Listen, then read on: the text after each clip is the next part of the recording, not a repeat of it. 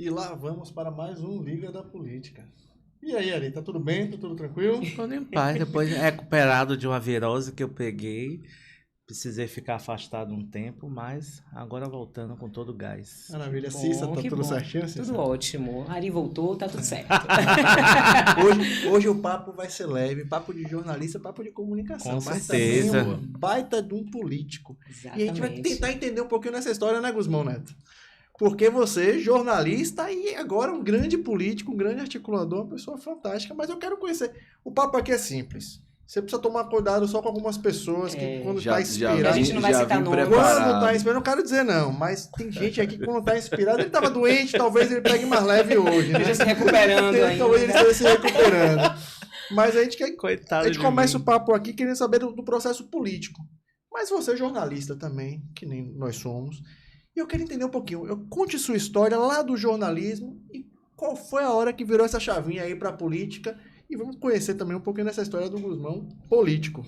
O primeiro é uma alegria imensa estar aqui entre colegas, e aí a Ari vai me dar um desconto, que esse aí é famoso, o fogo dele aí é forte.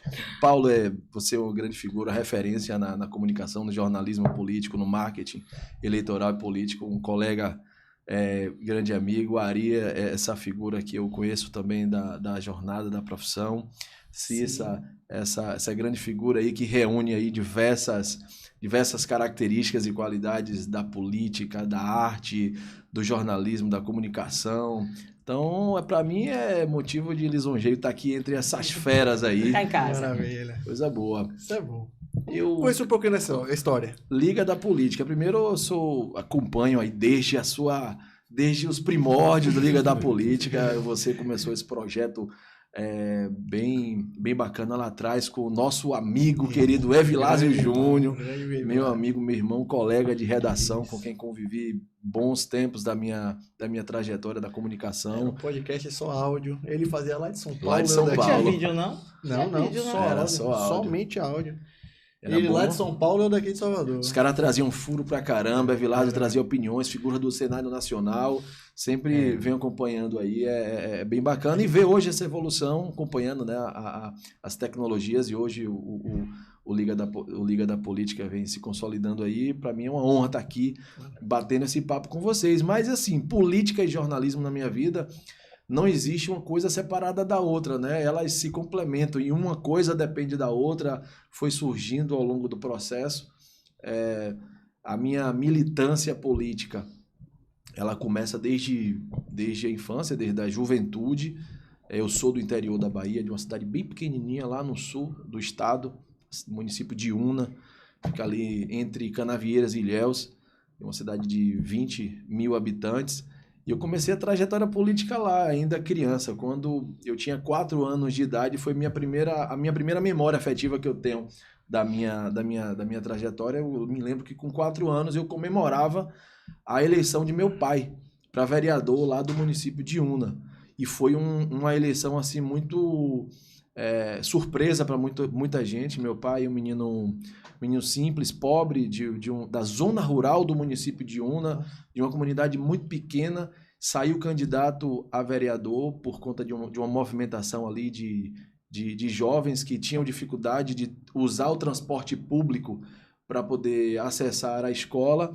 E nessa movimentação dessa gurizada ali, meu pai com 21 anos mais ou menos, saiu candidato a vereador, e meu avô, que era um agricultor familiar da região, aquele cara bem tradicional, não quero meus filhos metidos com esse negócio de política, principalmente se perder a eleição, vou sair desmoralizado, que na minha vida eu não perco em nada. E meu pai foi candidato a vereador no ano de 88, eu acho. E no meio da eleição aconteceu um acidente, meu avô faleceu, morreu atropelado. Vixe. E meu pai, pessoal, poxa, Fernando não vai conseguir levar adiante essa situação, mas ele levou a candidatura e venceu a eleição. E no discurso dele de posse, ele, poxa, meu pai não viu, que meu avô foi o primeiro, inclusive, a duvidar que meu pai teria condições de vencer uma eleição, porque sem dinheiro, muito pobre, sem uma história política, sem apadrinhamento político algum, um grupo de meninos em ali lutando. 1988, lá atrás, que era muito mais difícil. Muito hoje, né? mais Hoje difícil, você contra não o tem sistema. E os coronéis político mandavam- outsider, antigamente. O era voto muito de difícil, cabeça do era soberano voto de era cabeça. ainda mais soberano, Sim. né, naquela época. Sim. E ele venceu a eleição e foi vereador durante E não tinha rede social, não tinha nada. tinha nada. é, Não tinha nada, Era só mas com um base- papelzinho mesmo e ia anotando o número. E aí eu fui Indo vendo contra o isso, sistema né? mesmo, Meu né? pai foi desse perfil, né? E eu fui criando relação com isso desde que eu me entendo por gente. Sua mãe Meu pai- também, né, Guzmão? Foi vereadora? Exato. Depois que meu pai completou 5 mandatos... Também não parou mais, né? Parou. Depois de 5 anos. Aí foi. E minha mãe 2 mandatos na sequência. Então foram 7 mandatos assim Da consecutivos família. na vereança e aquele estilo de meu pai, né? Portas abertas, aquele político que não diz não. Quantas e quantas vezes eu em casa, o pessoal chegava em casa batendo na porta precisando de um bujão de gás e meu pai perguntava se a comida nossa já estava pronta. Ó, já está pronto, então vamos tirar o nosso e dar para ele, Olha porque a da isso. gente já está resolvida. A nossa já está pronta, ele que precisa agora. Então a gente ia lá, aquela política muito social, né? Do real papel do vereador, que é estar na ponta, na relação com o povo, nesse relacionamento com a comunidade. Então, na essência mesmo, esse formato foi o que eu aprendi. Depois eu comecei a fazer fui adquirindo mais idade, entrei no movimento estudantil, comecei a fazer um movimento de jovens, comecei a organizar na minha cidade. Ninguém não tinha essa conscientização da militância jovem, e a gente começou a inaugurar esse formato, e aí foi, né? Depois, adulto, já aqui em Salvador, me mudo para Salvador, estou aqui há 17 anos, e veio o jornalismo para a minha vida. E aí o jornalismo me deu régua e compasso para a construção da minha trajetória política, enquanto figura profissional. E da trajetória política que eu falo não necessariamente naquela época enquanto partidário, enquanto candidato, mas personagem atento, cobrindo os bastidores da política. Já passei por diversos veículos de comunicação do segmento político, já coordenei diversas campanhas eleitorais aí na carreira. Não ganhei tantas quanto Paulo ganhou. Esse homem aí já ganhou centenas de Eu campanhas costumo dizer que a eleitorais. gente não perde eleição. Quem perde é o candidato. Quem faz Exato. a campanha sempre sai, Ganha. sempre Verdade. ganha. Sempre Quem faz a ganha. campanha sempre ganha. Então todas que eu fiz eu ganhei.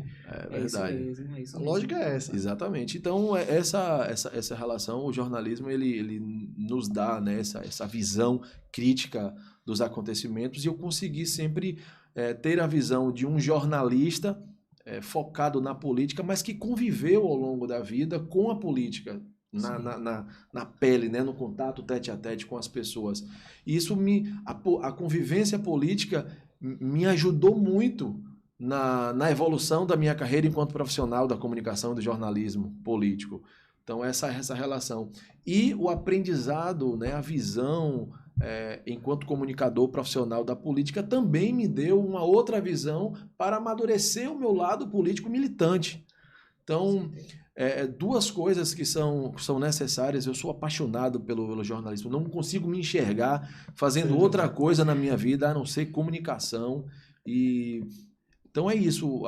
O jornalismo e a política me deu essas duas questões. E até que um dia, eu participando, denunciando crimes eleitorais, denunciando improbidades administrativas na minha cidade, fui para cima, as pessoas passaram a ter uma certa referência na gente, porque eu utilizei do espaço na comunicação para combater maus feitos. Sim. E muita gente, um dia você precisa também ter o seu espaço, você vem de uma história familiar política, mas diferente daqueles apadrinhamentos que a gente vê, né? Que o pai é deputado federal, senador, governador. É isso aí que eu ia lhe perguntar, não é o porque caso. Seu pai não teve referência política, né? Seu avô, que devia ser Guzmão, porque seu nome é Guzmão Neto, é por conta desse avô? Não, é a parte ariana, a parte Guzmão é a parte materna. Então, assim, não existia, né, uma referência política dentro de casa, né? Seu pai, com 21 anos, sai candidato a vereador. Foi o primeiro. E como era para você, dentro de casa, ter essa virada de chave, né? E a partir daí, vocês começaram a conviver com a política e debater política dentro de casa, acredito eu. Exatamente. Eu aprendi, né, dessa forma. Meu pai é uma figura que teve pouco estudo. Meu pai estudou, não concluiu, não cursou uma faculdade, mas um cara autodidata, um cara muito inteligente, um cara muito guerreiro, que vai para cima. E meu pai, sem ter tido oportunidade de ter cursado uma universidade, a bandeira de meu pai era a educação.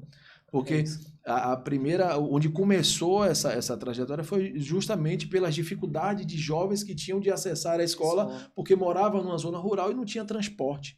E quando meu pai se elegeu a primeira vez vereador, o primeiro projeto que ele colocou em prática foi o transporte escolar. E ele foi uma referência ao longo de muitos anos que ele cedia, ele fazia inclusive o papel do executivo. Ele concedia o transporte público para alunos de diversos distritos e povoados, que seria o papel da prefeitura, mas ele criava uma relação com diversos empresários da cidade, com o Hotel Transamérica, e conseguiu mobilizar e fazia essa oferta. É uma figura, um paradigma, né? Uma figura com pouco estudo, mas que teve a educação como sua principal bandeira. Visão, né? E aí amadureceu essa história. Você teve a referência de seu pai como um político a seguir, mas quais são as suas bandeiras, o que você imagina, o que você enxerga deste processo político? Porque viveu os bastidores dentro do jornalismo, enxergando isso tudo, aí você, com certeza, você sabe onde é que está faltando para ir. Quais são as suas bandeiras, como é que você enxerga esse universo político, do lado de lá,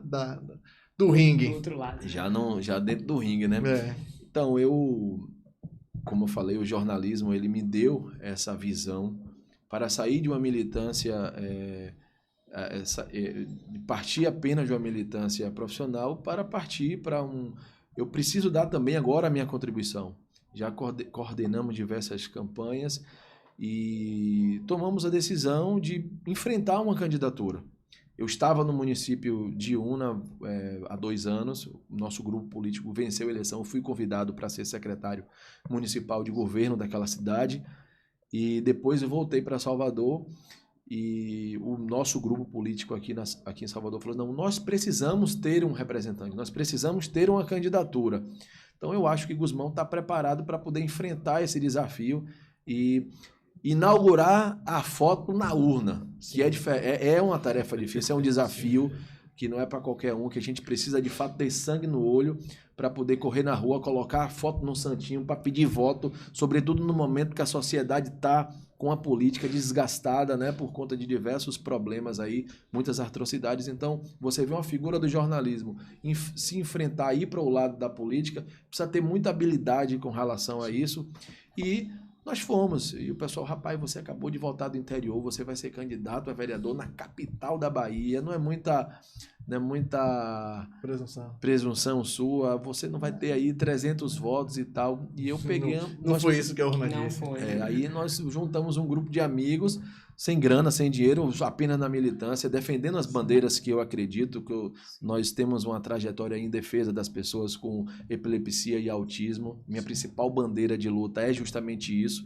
Tenho um sobrinho, um afilhado que é autista, e a partir disso me abriu os olhos sobre essa pauta, e eu comecei a mergulhar na busca por políticas públicas para essas pessoas. E Salvador é a capital do Brasil com o maior número de pessoas com epilepsia do país. Pessoas que precisam utilizar a cannabis como medicamento para poder trazer mais qualidade de vida para essas pessoas. Então, eu comecei a navegar nessa jornada em defesa das pessoas com autismo, com epilepsia, com síndromes raras, com Alzheimer, com Parkinson, que são enfermidades que necessitam do uso medicinal da cannabis, em especial o canabidiol. E aí, peguei essa bandeira, juntamos um grupo de amigos, tinha um carrinho de um primo que ele se colocou à disposição, a gente fez uma vaquinha, colocou uma caixa de som no teto, saímos correndo em plena pandemia. Então, saímos correndo a cidade, pouco conhecido nas ruas, e tivemos uma votação expressiva. Tive voto em 80 bairros de Salvador, tendo sido o mais votado no bairro onde eu resido, e o 5º mais votado em uma zona ali que compreende do Estiepe até Itapuã, passando por bairro da Paz, Boca do Rio, Pituaçu, e terminando em São Cristóvão e Itapuã. Fui o 5º mais votado ali, bati de frente com muitos caciques da política. Que já estavam no jogo. No processo, no jogo ali, com estrutura financeira, com estrutura administrativa, com estrutura de um mandato, fazendo política, e a gente ali na amizade, na criatividade, pedindo voto, e o povo entendeu. Então o Gusmão sai do anonimato eleitoral e uma liderança política hoje em Salvador, muito consciente do meu papel na sociedade, de uma pessoa que veio do interior, veio de uma trajetória simples e humilde, e com a convicção de que não tem o direito de fazer errado, de fazer de uma forma que não agrade as pessoas que acreditam no nosso projeto. Não vivo da política, sou parceiro do prefeito Bruno Reis, um amigo, sou aliado dele, mas não sou funcionário da prefeitura. Quando eu percorro os bairros de Salvador, que as pessoas me cobram, me pedem intermediação para poder trazer benefícios para os bairros, me dá uma certa dignidade, porque eu sobrevivo da iniciativa privada. A política é um instrumento de transformação na minha vida, e isso me dá Um embasamento. um embasamento e uma segurança daquilo que a gente está fazendo, porque a política simplesmente é isso. E eu acho que esse é o formato correto, porque muita gente está na política por uma profissão, Sim. utiliza do mandato para poder fazer carreira política. É nesse sentido que Eu ia te perguntar justamente isso. Sai Gusmão Neto, aquele menino jovem, cheio de ideais, de Una, uma cidade pequena, relativamente pequena, e vem para Salvador, né? Qual é a diferença que você enxerga entre a política do interior e da capital? E como foi para você bater de frente com vários políticos? Porque você começou na comunicação e você é muito conhecido por ter voz na política, por mostrar o que você achava, encontrava via de errado. Qual é a diferença dessas políticas, se é que há, na sua opinião? E como foi bater de frente com os peixes grandes, como a gente diz, da política aqui em Salvador? A diferença está justamente aí, na existência dos peixes grandes.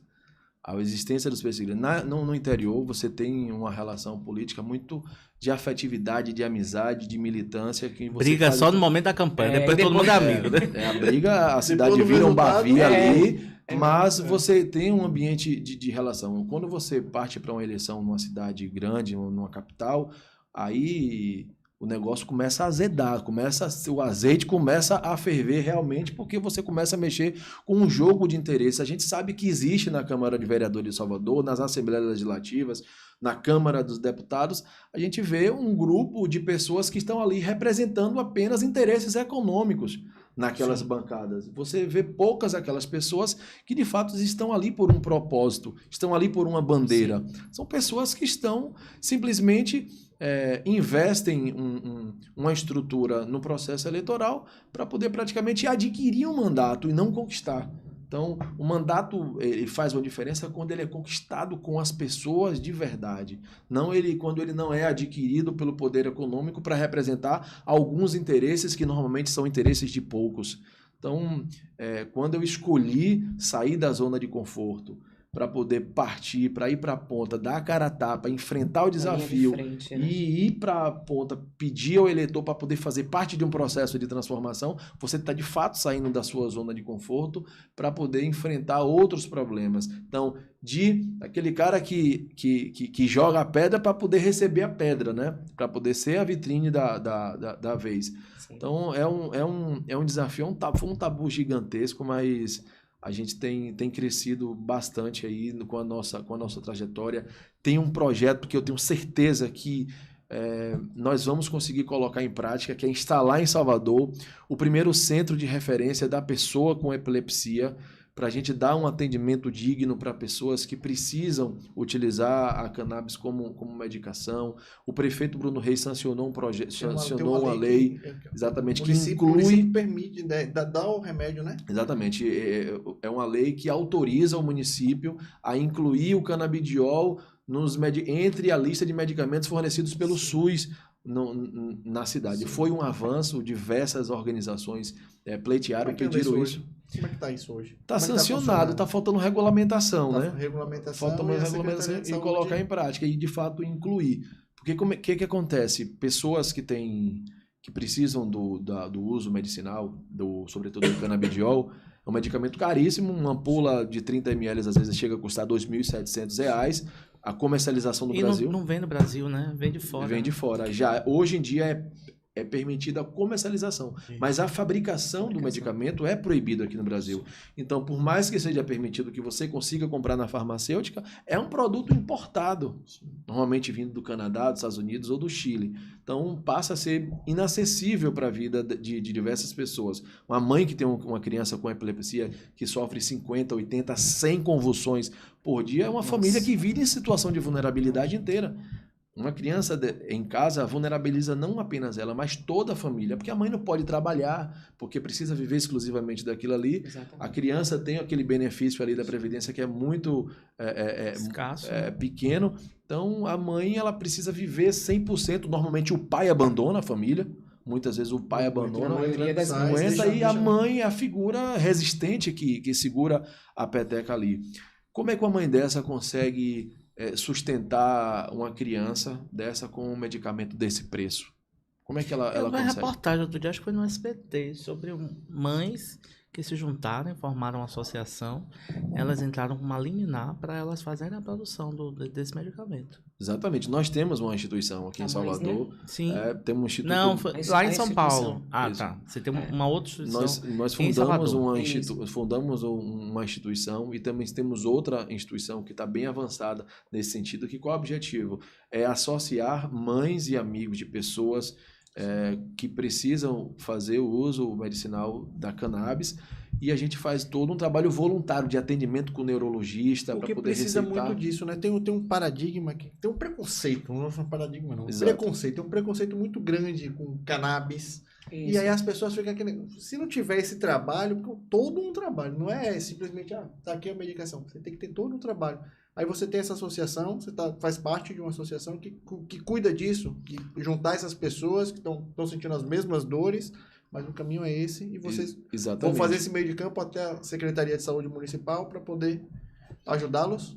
Exatamente. A instituição, nós fundamos uma instituição, mas eu também sou membro, parte militante, brigador, defensor de uma outra instituição, cujo presidente é meu amigo Leandro Stalitano, a Associação Cannab, uma grande referência.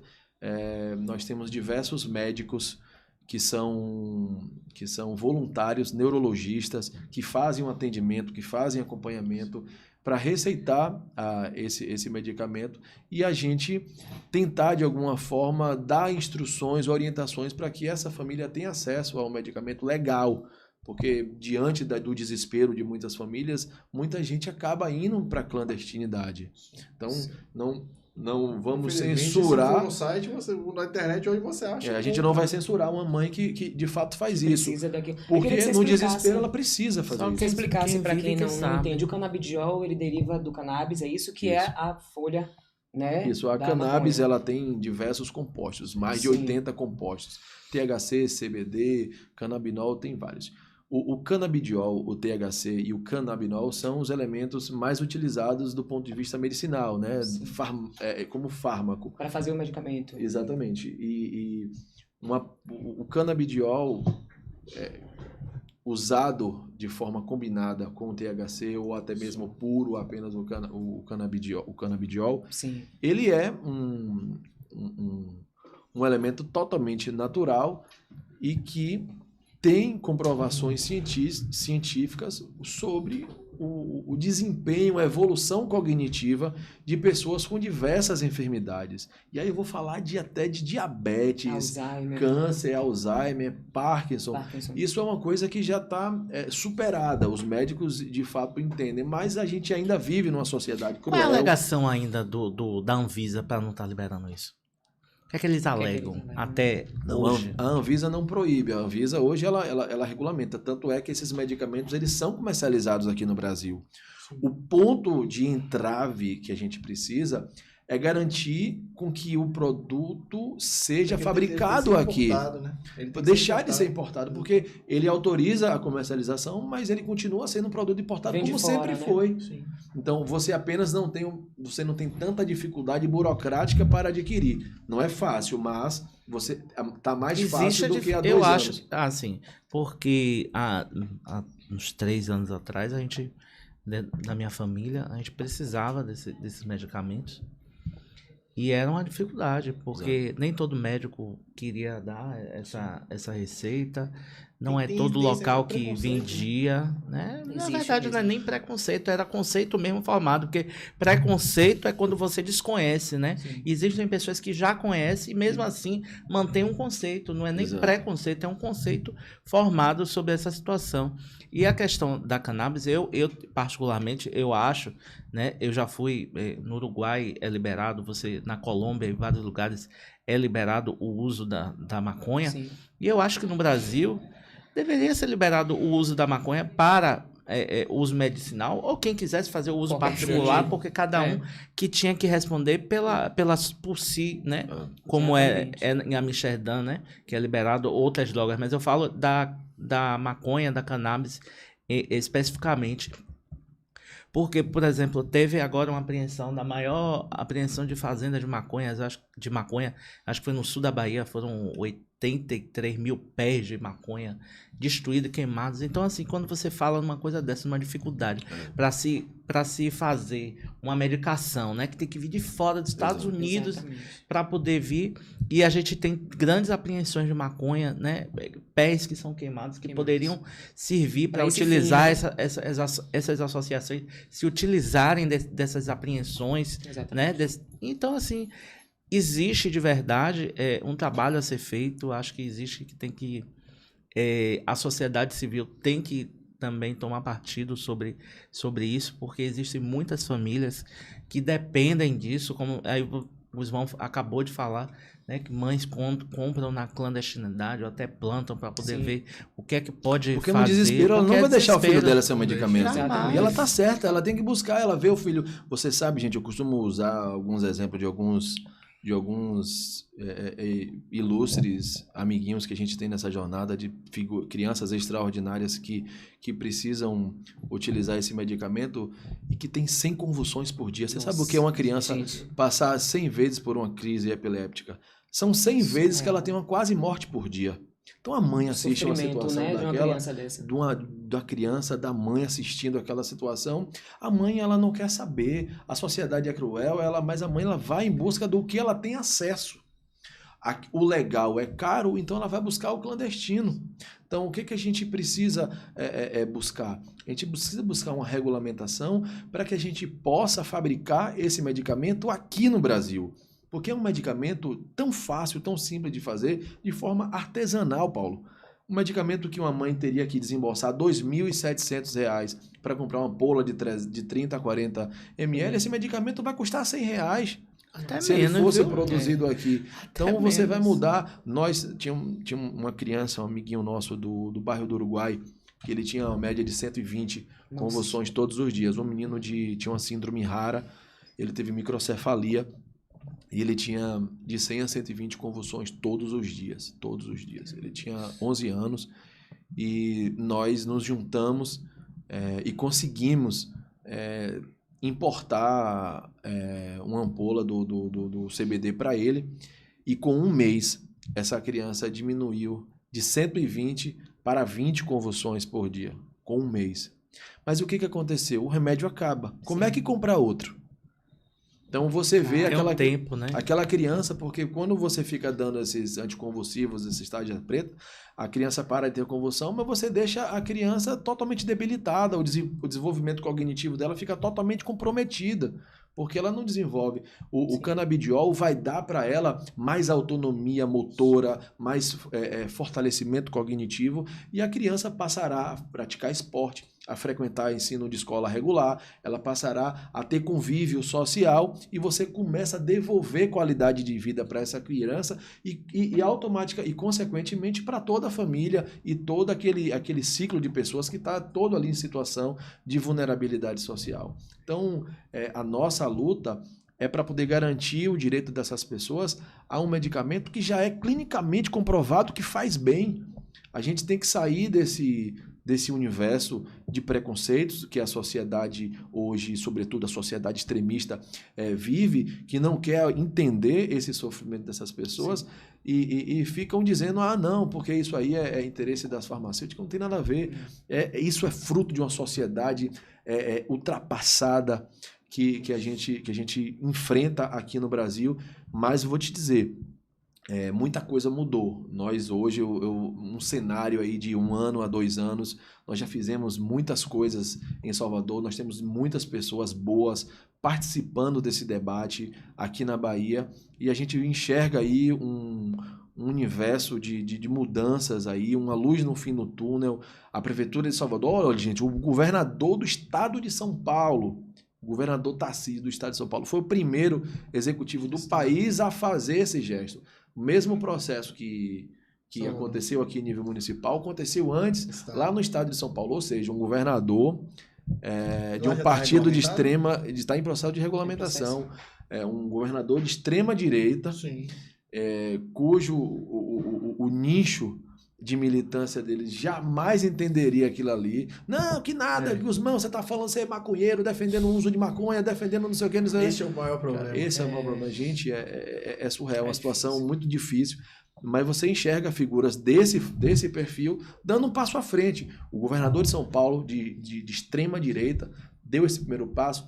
Prefeito da capital de Salvador, que não é um gestor de esquerda. Bruno considera um cara aí, eu não vou falar sobre que tipo de ideologia, de campo ideológico é de Bruno, mas vamos botar que o partido dele seja um partido de centro, mas é um cara que dialoga com as pautas sociais. O cara está atento a esse formato. Ele consegue dialogar com ambos, tanto com a ambos. direita quanto com a esquerda. Né? E eu vejo a agenda de Ana Paula, vice-prefeita, a quem a gente enxerga esse formato. Tudo é local de onde você está, né? Uma coisa era Tarcísio sem ser governador e tacar pedra. Outra coisa é quando ele senta, ele vê que a realidade é outra. Nesse sentido, eu lhe pergunto, né? Você é um jornalista que trabalhou em diversas campanhas, foi técnico, né? Técnico, nós somos técnicos, que a gente não assume um lado nem o outro, nós somos técnicos. Sim. E para você agora, um político, né? Assumindo uma figura política, assumindo uma figura agora que tem lado. Como é isso para você, hoje em dia, nesse discurso, né, de lado? Porque antigamente você, como técnico, estava no bastidor, tinha que dar sua opinião técnica e não política. Agora você está dando sua opinião política, né? Agora é o que você digita, é o que está sendo praticado. Como é para você? É isso, né? É justamente aquilo que a gente estava falando aqui, a virada de chave, que é dar a cara a tapa, você sair da zona de conforto, uma escolha que você tem que fazer. E toda escolha, muitas vezes, normalmente as escolhas necessárias, elas não são fáceis, né? As decisões necessárias, elas são difíceis de ser tomada. E eu fiz uma escolha, e a minha escolha, o meu lado político, são as bandeiras que eu acredito, as bandeiras que eu defendo, que eu acredito. Eu tenho uma relação política com um grupo na capital, mas eu não me fecho de dialogar com todos os campos, porque para além do meu lado muito mais importante do que uma escolha de grupo político, é o lado da bandeira que você defende. E fazer parte, como eu disse, ter a política não como profissão, mas como uma missão, me dá tranquilidade para poder falar isso. Porque eu nunca iria me permitir fazer parte de uma militância política sendo subserviente a algum tipo de grupo político partidário. Isso eu jamais iria me permitir fazer dessa forma. Já recebi diversos convites para poder ocupar alguns cargos públicos e recusei, porque eu disse, eu não quero ser seu subordinado, eu quero ser seu aliado. Eu quero ter as portas abertas para dialogar sobre as bandeiras que eu acredito, mas eu não quero fazer parte de um processo em que eu precise me calar para poder emitir a minha opinião. Eu utilizo a política nesse formato. Então, isso me dá uma certa tranquilidade para poder dialogar a política de forma aberta. E isso está muito longe, é muito diferente de que estar em cima do muro ou não ter lado. Você tem sim o seu lado. Você apenas não é subserviente nem dependente de nenhum tipo de grupo partidário. Como é que você consegue lidar com os extremos? Você falou dos extremos aí. E radicalismo. Radicalismo. Você gosta do diálogo. E os extremos não querem não diálogo. Você mostrou, eu quero diálogo. Agora, onde tem extremo, tanto na esquerda quanto na direita, não tem diálogo. Como é que você lidar com isso no dia a dia? Eu enxergo que um extremista é uma pessoa doente, que precisa de melhoramento, né? Uma pessoa que tem um pensamento de extrema direita, uma pessoa que tem um pensamento de extrema esquerda, uma pessoa que não tem a capacidade de dialogar e perceber que aquele mesmo extremista tem o mesmo direito e tem as mesmas necessidades que todas as outras pessoas têm, mas são pessoas que muitas vezes perdem a capacidade de raciocinar, de refletir, de saber que o seu direito chega uma hora que termina para o do outro começar. Não é aquela taça cheia, aquele cara que é taça cheia, ou seja, o que é uma figura taça cheia? Não entra uma gota mais de conhecimento porque já transborda, porque ele já sabe tudo. Então, eu sou avesso aos extremos da direita e da esquerda. Torço muito para o Brasil acabar com essa polarização doentia que só interessa a esses extremistas, porque um retroalimenta o outro. Então, quem mais sai prejudicado com o processo de polarização na política nacional é o brasileiro, porque se vê num processo de obrigatoriedade de escolher o menos pior para poder não votar naquilo que você odeia mais. Então, você vota no que odeia menos. Então, é uma situação ruim. É o que eu costumo dizer que a maior crise que a gente vivencia não é nem a crise política, nem a crise econômica, é a crise da representatividade. É você olhar para um cenário e ter dificuldade de enxergar aquela pessoa que a gente olhava, esse cara me representa, esse cara carrega uma bandeira em que eu me sinto representado pela sua voz. Então a gente passa a ter opções de leques aí, sobretudo estou falando da política nacional, em que você precisa fazer uma escolha para poder impedir aquele cara que você odeia mais e acaba votando no que odeia menos. Então a crise da falta de representatividade é a crise mais grave e a mais triste que a gente vive.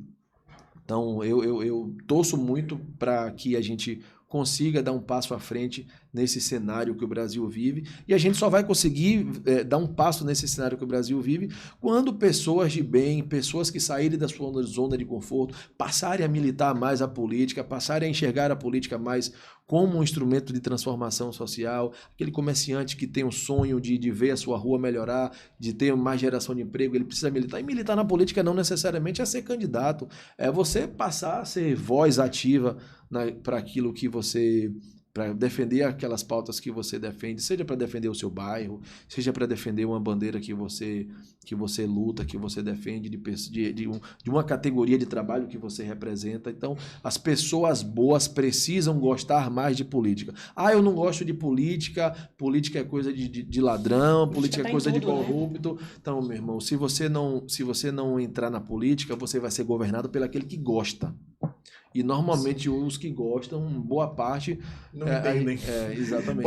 Agora, gostar não quer dizer que entende, né? Guzmão, você é um líder, né? Uma liderança muito presente nas pautas importantes da cidade, independente do lado político. A gente acompanha as suas redes sociais e a gente vê.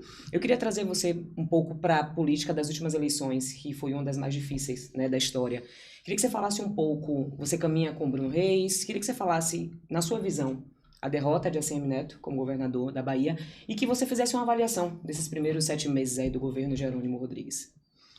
Cícero, obrigado pela pergunta. Eu enxergo que o prefeito Bruno Reis ele tem feito um bom trabalho à frente de Salvador, do ponto de vista da liderança política. Ele tem dado um verdadeiro show de diálogo aí com as lideranças, com os vereadores, com os grupos políticos que fazem parte do cenário político aqui municipal, mas sobretudo e também estadual. Então, considero que a gestão de Bruno e de Ana Paula, vice-prefeita e secretária de saúde, é uma gestão que tem correspondido. Claro que Salvador precisa avançar em muitas coisas, mas Bruno tem como principal, um dos grandes desafios aí do prefeito Bruno Reis é suceder uma figura como a ACM Neto, que não é tarefa fácil. Não é fácil. A ACM Neto sucedeu o João Henrique. Então, a sociedade estava acostumada com o modelo de gestão de João Henrique e a ACM Neto transformou a cidade e teve um choque, né, de acontecimentos na capital. E Bruno está sucedendo a ACM Neto, então, que fez uma gestão assim... indiscutivelmente bem avaliado em Salvador. Eleito saiu o melhor prefeito 8 vezes, né? Exatamente. Então, o Neto teve uma gestão incontestavelmente bem avaliada, inclusive por diversos opositores. Então, o desafio para Bruno é um desafio... Além de manter, é tentar fazer e imprimir o ritmo dele. Né? Exatamente. Dar a cara dele, mas tem que manter. Manter não é uma tarefa fácil. Nível, e eu vejo que ele tem mantido. Né? Ele tem mantido nesse alto nível de governo de gestão. A eleição que aconteceu estadual foi uma eleição completamente complexa, com diversos fatores. O governador Jerônimo venceu a eleição. Havia eu fazia uma leitura de que o jogo, como é jogado pela análise política, a tendência de fato era a eleição de Jerônimo, porque a eleição nunca aconteceu na história da política da Bahia uma eleição que não fosse verticalizada. Sim. Então, se você de fato seguisse a trajetória de todos os processos eleitorais que aconteceram até aqui, é lógico que com a avaliação do presidente que puxa o governador, iria dar Jerônimo. Mas, no meio do processo, ele iria enfrentar uma figura que tinha uma força popular e uma avaliação muito grande, que era o ex-prefeito Assemineto, no jogo, para poder tirar o PT e tirar o Jerônimo dessa zona de conforto. Então, o Neto surgiu como essa figura para poder tentar acabar com essa hegemonia. Sim. Que, ao longo do processo, o presidente da República sempre puxou, sobretudo na Bahia, em que o Lula tem uma força gigantesca, né? Uma força estratosférica muito grande aqui. A força do Lula, que é muito maior do que a força do 13. Lula é muito mais forte, é muito maior do que o PT.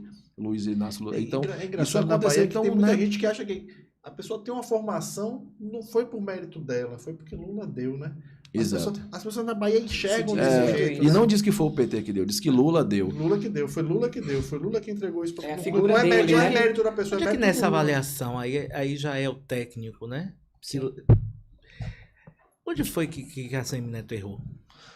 Foram diversas, eu avalio que foram diversos acontecimentos. Eu acho que é muito cruel. Você pode citar alguns? Eu acho que é muito cruel você apontar depois, né? que Jerônimo ganhou a eleição por conta de um erro de Neto. Neto não perdeu a eleição porque teve um episódio do Instagram. Neto não perdeu a eleição por conta de um episódio da escolha da vice. Neto não perdeu a eleição. Nas maiores cidades, Neto ganhou, né? Exatamente. E Salvador. Então, assim, ele não perdeu a eleição porque cometeram alguns erros, porque os erros são cometidos ao longo de diversas campanhas. Isso aconteceu. Lógico que virou pauta, virou manchete, ganhou visibilidade. Alguns episódios que aconteceram ao longo da campanha, e a gente sabe que o profissionalismo do marketing eleitoral da galera do PT é profissional. Os caras não perdoam, os caras sabem trabalhar. Então, assim, conseguiram utilizar. Mas não foi um ou outro episódio. A escolha, porque Zé Ronaldo deveria ser visto no lugar da esposa de Tiago. Enfim, isso não foi o fator que fez com que Neto perdesse a eleição. O fator que fez com que Neto perdesse a eleição foi simplesmente a força política hegemônica que Lula tem na Bahia e fez virar o jogo naturalmente. Eu costumo dizer, se Neto ganhasse a eleição, Neto iria acabar com esse ciclo, com essa trajetória Se a gente só entender que Lula teve quase 75% dos votos na Bahia, e Jerônimo só conseguiu pegar 51. Exatamente. Então, só se você entender que Neto ainda conseguiu conquistar aí uns 20 e tantos % de voto de Lula, que é um grande sacrifício. Não foi uma enxurrada no final. E aí você percebe que muita gente fica fazendo leitura. Neto, porque eleição? Porque teve aquele negócio do Instagram, porque escolheu a vice errada, porque cometeu alguns erros. Gente, que perde todo mundo. É muito fácil fazer análise do jogo depois do replay. Engenheiro de laboratório. Exatamente. Depois do replay é fácil você analisar o lance.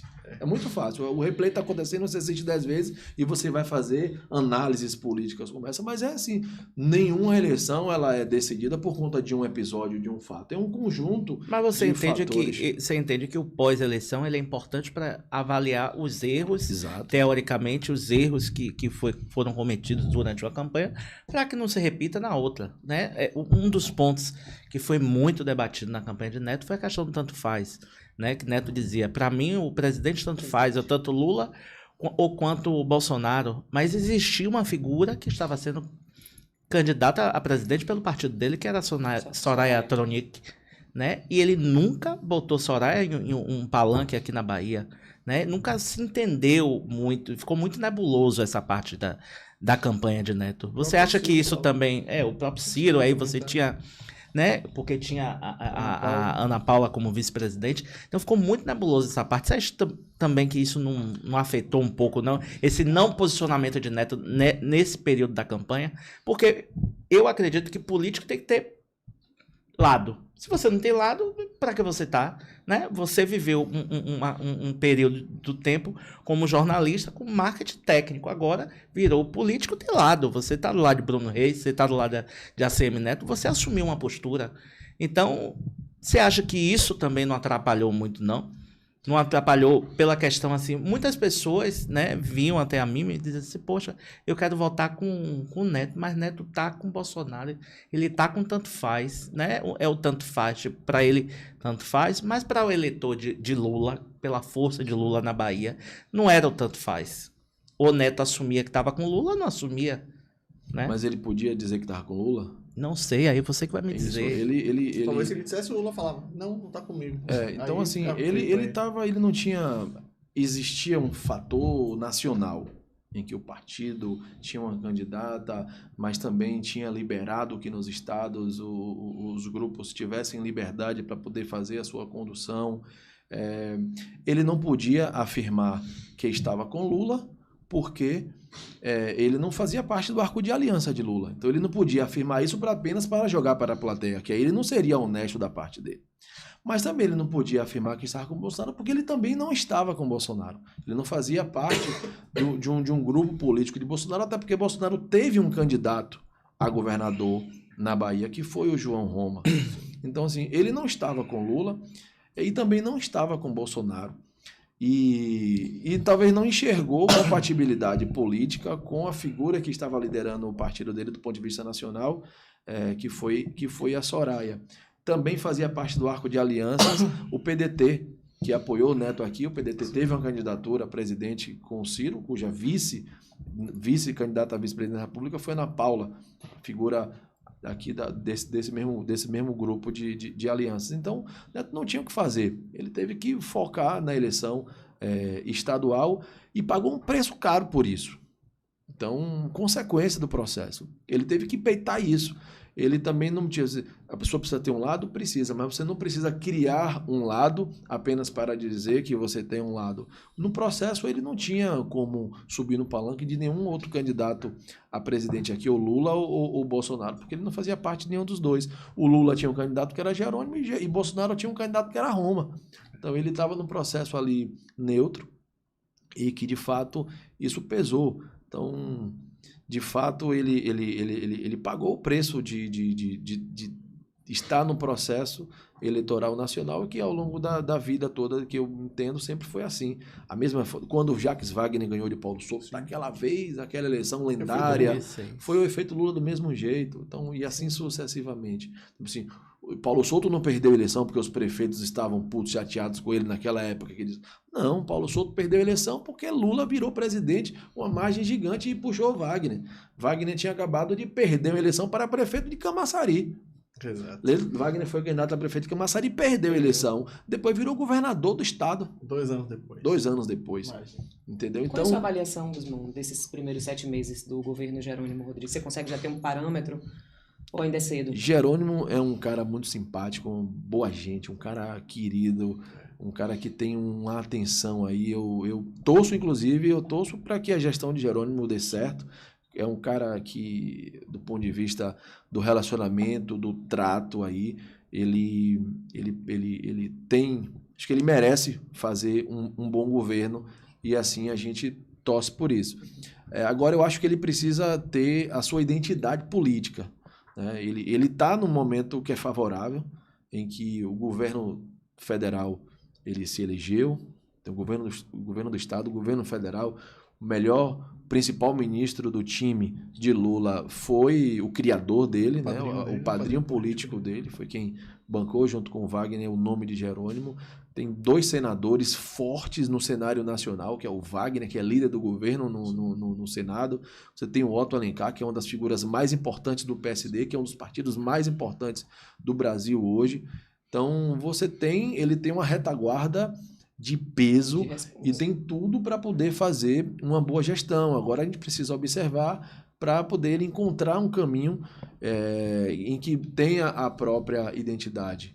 Então, eu que sou da iniciativa privada e que atua aí na formulação de política, de geração de emprego, de oportunidades, através de diversos setores econômicos, eu tenho que torcer para que o Jerônimo, de fato, faça isso. E eu falo isso de muita pureza d'alma, muita tranquilidade. Você acredita que esse efeito Lula vai pesar nas próximas eleições ou as municipais A eleição municipal diferente? sempre foi diferente. Porque a foto de Lula não vai estar lá para votar para presidente. E a eleição municipal, você sabe disso, uma eleição municipal ela é muito diferente da eleição estadual. O fator verticalizado do presidente da República para o senador, o governador, ele acontece porque na eleição nacional é uma eleição em que o eleitor primeiro escolhe o presidente, depois que ele vai escolher o senador, o governador, e aí ele acaba no final votando no time completo, por conta da aliança. Mas uma eleição... deputado estadual. E vem de lá de E vem verticalizado. Mas numa eleição municipal, ele reflete sobre a qualidade da vida da rua que ele pisa, que é da iluminação, que é do buraco, que é da coleta de lixo, que é do canal que não está... É o que impacta diretamente. Exatamente. Né? Então, o eleitor vota de acordo com o serviço que ele sente na ponta. As obras do município são obras que lidam no dia a dia da pessoa. O Estado tem entregas, o governo federal tem entregas nos municípios, mas são obras de maior visibilidade, de avenidas de vale, de mobilidade, mas a obra que resolve a vida do cara que está na quebrada, que está no gueto, está na favela, é a obra do município. Então, a prefeitura tem o potencial de dialogar mais próximo das pessoas que de fato mais precisam. Então, é a infraestrutura, é a iluminação, é o posto de saúde, é aquela unidade de saúde da família, é o CRAS, é o esporte, é a escola, a creche, né, o CEMEI. Então, o conjunto de entregas em que o eleitor faz uma análise, poxa, como é que está a minha vida? Ele não faz uma leitura ideológica para escolher seu candidato. Sim. Ele faz uma leitura, de fato, de entregas com relação a isso. Se a prefeitura tem realização próximo dele...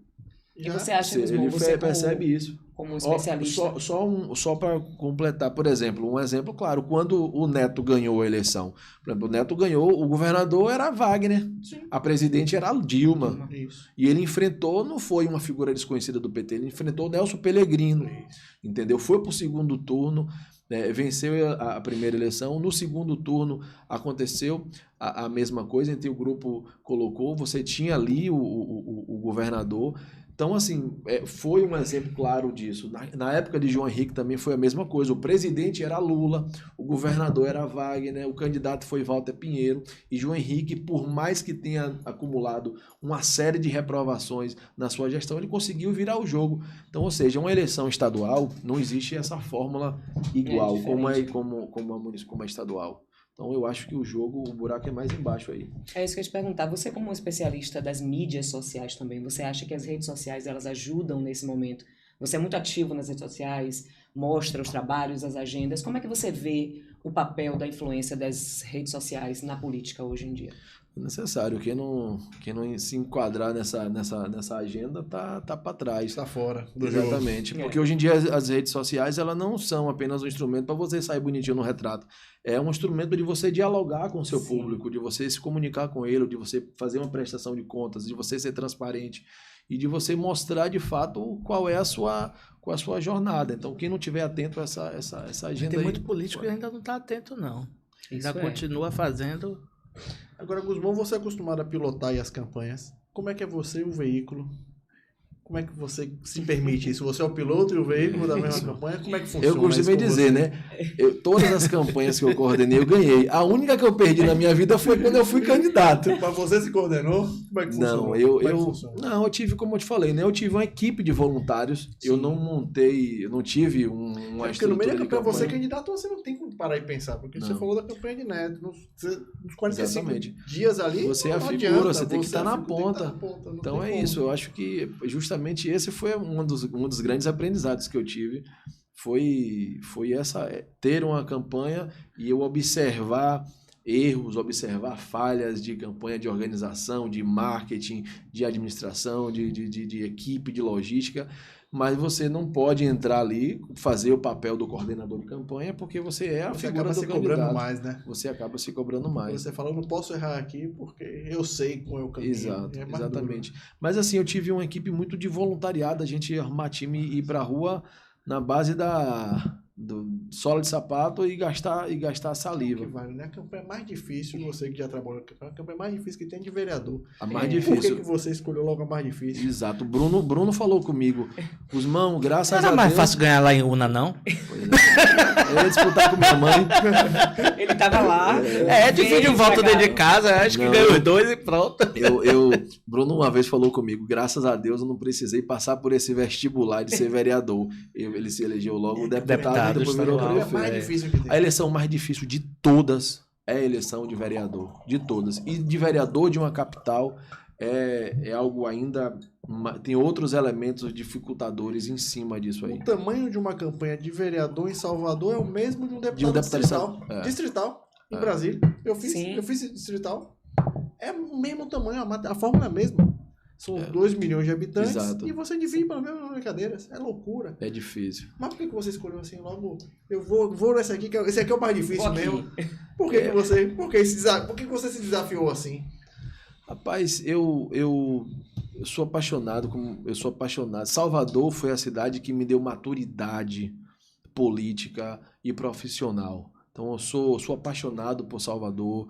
Salvador me deu a minha família, os meus filhos, a minha esposa, me deu conhecimento religioso, Salvador me deu entendimento cultural, Salvador é uma cidade que me pegou pelo pé, entendeu? E me deu um verdadeiro laço. Então eu falei assim, eu quero dar minha contribuição para essa cidade. Então se um dia eu tiver a oportunidade de ocupar um mandato eletivo para poder dar a minha contribuição à sociedade, eu quero que ela comece sendo por Salvador, que é essa cidade mais especial do país e que eu vivo aqui e foi que me deu essa relação cultural, esse entendimento maduro sobre o que é política, o que é ativismo social, o que é trabalho, o que é oportunidades, o que é dificuldade. Uma cidade da alegria, mas uma cidade ainda muito desigual, que precisa mudar muita coisa. Então, eu quero dar minha contribuição para a cidade do Salvador e eu acho que isso é o verdadeiro propósito de eu fazer parte disso, de eu sair dessa zona de conforto para poder enfrentar esse desafio de ocupar uma das 43 cadeiras da Câmara de Vereadores de Salvador e que o ano que vem tá logo ali, vamos enfrentar esse processo. Quais são os próximos passos de Gusmão Neto? Estamos enfrentando aí o dia a dia, militando, conversando com as pessoas, ouvindo os bairros, ouvindo as camadas. Nós aumentamos a nossa atuação em Salvador. Hoje eu tenho uma atuação em diversas zonas da capital, com entregas, com propostas, com projetos mais claros, com projetos mais contundentes. Você, além de fazer a manutenção do que você fez na campanha anterior, você está ampliando. Ampliou esse processo aí justamente por isso, né? Porque não faria sentido ser candidato. Costumo dizer que você vai entender muito bem o que eu estou falando. Existe a derrota eleitoral com vitória política. Sim. Às vezes você perde uma eleição, mas sai vitorioso politicamente, porque você perde acumulando. Você fez um capital muito bom. Então, às vezes, a pessoa perde uma eleição e perde politicamente. O perigo é quando você perde politicamente, que aí sim acontece a derrota política. Tem Então, gente até que ganha a eleição, mas perde politicamente. Verdade. ganha E aí perdendo. chega lá, vereador não consegue fazer absolutamente nada. Talvez você, como essa pessoa, essa figura, consegue fazer mais do que muito vereador que está lá sentado só. Sim. É Que porque ganhou eleição, a tem gente academia, entra mas- sem amarras, né? A Exato. gente entra sem compromissos escusos, a gente entra verdadeiramente com um propósito. E aí a gente vai ficar fantasiando possibilidades que o pessoal fala, porque normalmente chegam aqueles que apontam, Gusmão, você está sonhando, para poder ser vereador você tem que investir X, você tem que comprar isso, comprar aquilo. Então, assim, eu não tenho propósito porque não justifica, essa conta nunca vai fechar. Você precisa, de fato, ter uma meta, um propósito de vida para poder dar a sua contribuição. Eu quero que meus filhos cresçam sabendo que o pai deles contribuiu de alguma forma para a cidade onde ele vive, uma cidade onde ele está crescendo. Quero que ninguém aponte-me o dedo para dizer assim, esse menino veio aqui, ocupou um espaço para poder decepcionar a comunidade que acreditou, que lutou, que foi para a rua, que debaixo de chuva, debaixo de sol, para poder levar aquela bandeira e a gente chegar no espaço de poder e decepcionar essas pessoas.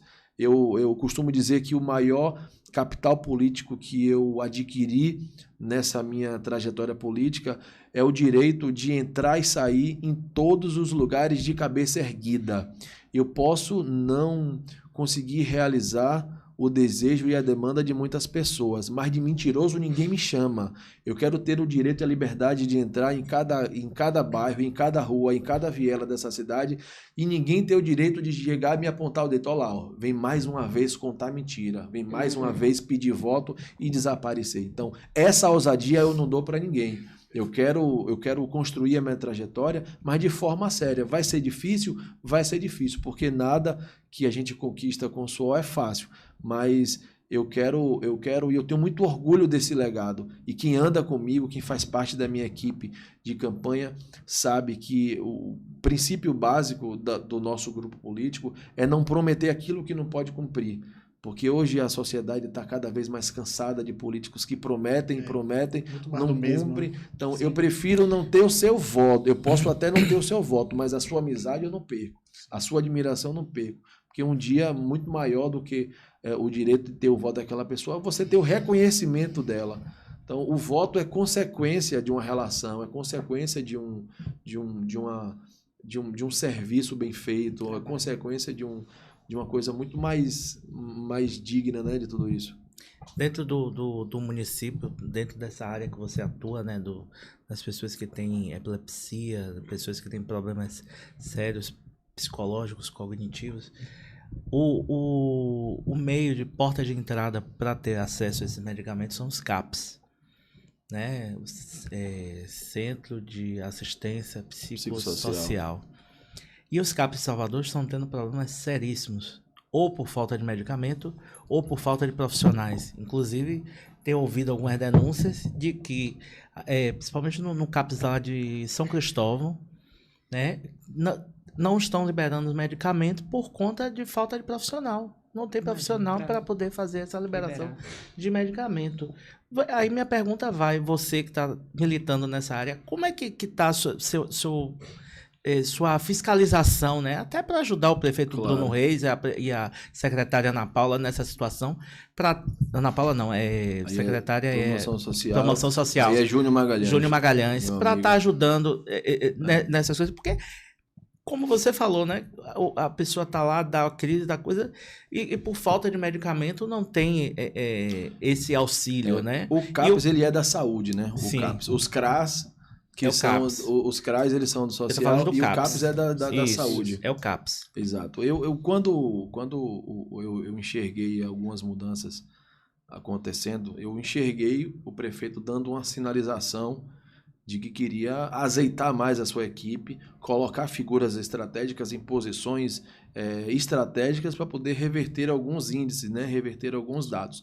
A saúde, por exemplo, quando ele fez uma opção de escalar a sua principal jogadora, que é a vice-prefeita Ana Paula, para colocar no olho do furacão e gerir a saúde de Salvador, ou seja, ela ia para um lugar de desgaste, de vitrine, inclusive com a possibilidade de trazer, inclusive, desgaste, mas ele não pensou duas vezes porque à frente disso está o interesse em melhorar a gestão. Então, quando o prefeito fez essa sinalização que colocou a vice-prefeita Ana Paula, foi justamente para azeitar a política de saúde de Salvador. Então, eu acredito que a gente que pode muita coisa melhorar. Então, vamos torcer para que, de fato, a Ana Paula consiga fazer... Depois faça uma visita lá nesses CAPs aí para dar uma olhada aí, Itapuã, São Cristóvão, né? E alguns outros bairros lá de Castelo Branco, Cajazeiras. Que exatamente, se tiver que colocar o dedo na ferida, a gente coloca o dedo na ferida. Tá faltando. Ou profissional, tem CAPs que tem profissional, mas não tem o medicamento. Tem CAPs que tem o medicamento, mas não tem o profissional para fazer a liberação. Isso é importante. Até dar uma dica aqui. Esse é o verdadeiro papel, né? A gente não pode ser parceiro aliado igual o lagartixa, que só fica balançando a cabeça dizendo que tá tudo certo. Então a gente precisa, de fato, colocar o dedo na ferida e mostrar o problema, mostrar o erro. Agora, eu tenho certeza que se a Ana Paula empregar na saúde o mesmo esforço que ela fez por todas as partes por onde ela passou, no social, desde quando ela era diretora na educação, quando ela passou pelo social, ela tem uma capacidade gerencial gigante, exato, servidora de carreira, então tem que acontecer. Mas, de fato, muita coisa precisa melhorar com relação a isso difícil. E me coloca à disposição. Salvador é uma cidade atípica, né? Porque além dos bairros todos que tem, ainda tem as ilhas, né? Exato. Que ainda tem que dar o suporte, né? É isso, governar Salvador não é uma tarefa fácil, não é para aventureiro. A gente está vendo aí, inclusive, um processo de discussão com relação a quem vai ser o candidato da oposição. Então você vê a discussão girar em torno de nomes partidários, qual é o partido, quem vai cabeça de chapa, quem vai na vice, quem não vai, quem vai ceder, quem não vai. Você não vê em nenhum momento uma discussão em torno da agenda da cidade. De ideias, né? De ideias. A discussão política deixou de ser ideias, projetos, virou nomes. Sim. Exatamente. Esse nome, cara, quem é você? Vou votar em você por quê? Não Exatamente. tem mais isso, né? Exatamente. É mais difícil hoje. E você precisa colocar a discussão em Salvador para além da entrega de obras. Aí, por exemplo, não adianta você escalar uma figura que apenas porque tem alguma capacidade de fazer entregas de algumas obras, escadarias e encostas, quando, na verdade, a discussão que precisa ser feita em Salvador é uma discussão social. Porque quando o prefeito Neto encontrou a cidade, ele precisou recuperar a cidade do buraco, da luz que não tinha.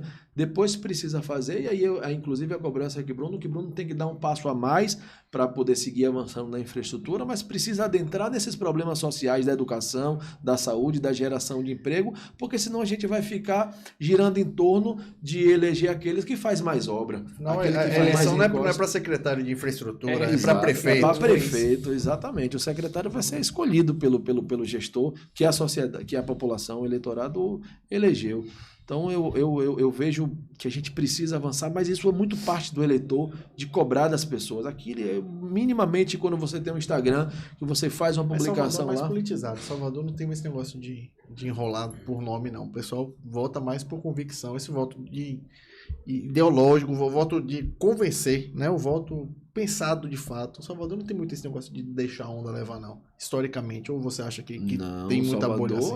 O Salvador, o eleitor elege aquele que ele considera o mais preparado e dá o voto de confiança para saber se ele merece fazer isso. Se ele tá... E se não fizer por onde, perde o voto. Exatamente. Que é aquela coisa do barrismo, né? Porque é o vereador que está ali atento à necessidade, é o que conseguiu levar para fazer um exame, ou que tapou o buraco da rua, é aquele que está acessível, que atende o telefone, que até eu atender o telefone. Se não atender, é problema, e você sabe disso. Então, Salvador, ele é muito mais... Ele é muito mais...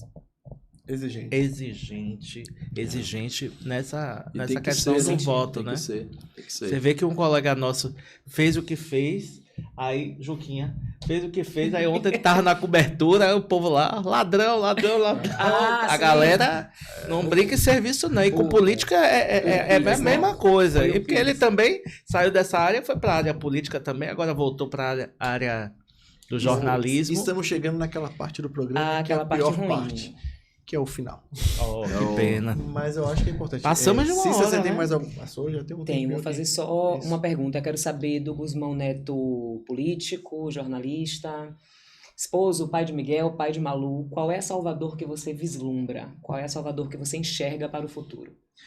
Eu enxergo e tento trabalhar e dar minha contribuição para uma cidade menos desigual. Uma cidade que carrega com sua principal característica a diversidade e que seja uma cidade com igualdade de oportunidades. Uma cidade que a gente consiga ter acesso a um serviço público de qualidade. Uma cidade de Salvador que a gente consiga, que a gente possa professar a nossa fé sem ser julgado, sem ser penalizado, que a gente possa defender as nossas opiniões sem ser martirizado porque outra pessoa pensa diferente. E uma Salvador e um Brasil que seja uma sociedade igualitária. Eu desejo uma Salvador menos desigual, com menos racismo, uma sociedade com menos preconceito religioso. Eu que sou de uma matriz religiosa que mais sofre com o processo de discriminação religiosa, eu sou candomblessista e sou defensor da minha religião. Então, eu vejo que você quer ferir de morte uma pessoa, você machucar aquela pessoa pela fé que ela carrega. Então, uma sociedade igualitária com direito de oportunidades. Mas eu penso que isso só vai acontecer com a participação da sociedade como um todo, porque o político, gente, ele é reflexo da sociedade. O político, ele entrega aquilo que o seu eleitor lhe demanda. Por que a gente enxerga poucos políticos defendendo a educação no Congresso Nacional? Porque você vê pouco a sociedade reivindicando a educação do político. Ele quer primeiro o imediatismo, ele quer a rua calçada, ele fala o que o público quer ouvir.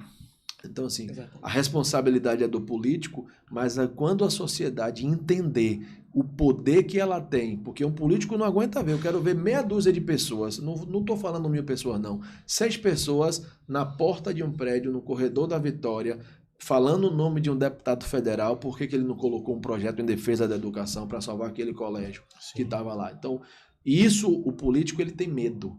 Então, quando ele é colocado contra a parede, que ele vê a sua popularidade em risco, aí sim você vê ele mudar de comportamento. Mas a gente precisa cobrar, né? A gente precisa exigir, começar votando certo, votando direito. E ali, alguma pergunta? Pra mim, a última foi a do CAPES mesmo. Maravilha, Guzmão. Suas considerações finais. Eu só quero agradecer pela participação, pelo convite. Para mim, motivo de lisonjeio, de alegria fazer parte aqui dessa discussão aqui tão rica, falar de política, falar de cotidiano, falar de sociedade, falar de Salvador, falar da minha história com você, Paulo, que é uma figura que eu tenho um enorme carinho e admiração pela sua trajetória profissional aí, essa grande figura que eu tive a oportunidade de conhecer. Que pegou leve hoje. Pegou leve. Tá